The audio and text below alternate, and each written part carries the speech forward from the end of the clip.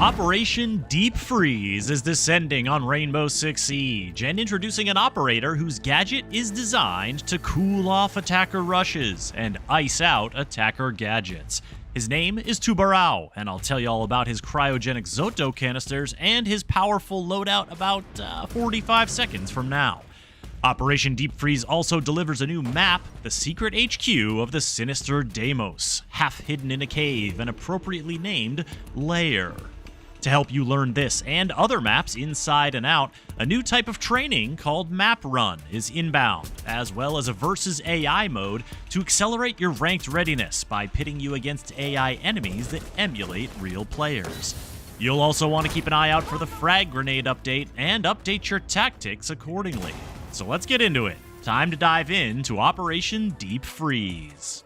Speaking of diving, the new operator is actually something of an undersea adventurer hailing from the Azores archipelago off the coast of Portugal.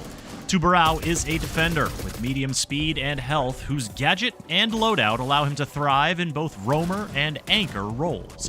His MPX submachine gun offers a snappy response to any attackers he engages, while his AR-15 DMR is modified to use 50 caliber rounds. With the P226 MK25 pistol as his sidearm and a choice of nitrocell or proximity alarm, Tubarão can adapt his playstyle to complement the many uses of his unique Zoto canister gadget. Let's start with the basics. The Zoto functions a bit like an impact grenade in that Tubarão throws it, and when it hits a surface, boom, it activates. Instead of destroying things, however, the Zoto super cools anything caught in its radius. This means slowing down the movement speed of operators and disabling or pausing gadgets.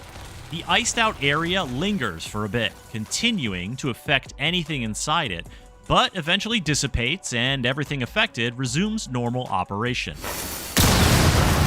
Attackers can thaw things out more quickly by destroying the Zoto canister itself with, say, Zophia's impact rounds, Twitch or Zero's gadget lasers, or some good old-fashioned frags or bullets. The freezing area of effect created by the Zoto doesn't destroy gadgets or harm operators. What it does is create a powerful window of opportunity for Tubarão and his team to destroy gadgets or harm operators. Slowing an operator hinders their movement and reactivity. This has obvious benefits in most engagements, but consider deploying a Zoto against an incoming Amaru to negate her speed advantage, or against a shield operator to sandbag them while you outmaneuver. Maverick is a good counter here, as he'll merely be slowed in his breach progress, but denying a breach and helping his team hold a wall is one of Tubarão's strengths. However, defenders need to be smart when playing off a Zoto freeze, because gadgets they deploy in the frozen area will also be affected.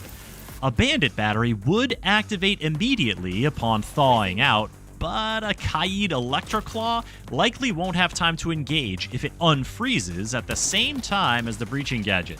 So, be sure to place it just outside the frozen area so it has time to arm before the freezing dissipates.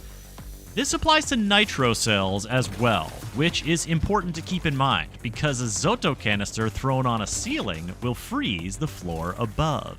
And if an operator walks on a frozen floor, their footsteps will be visible from below.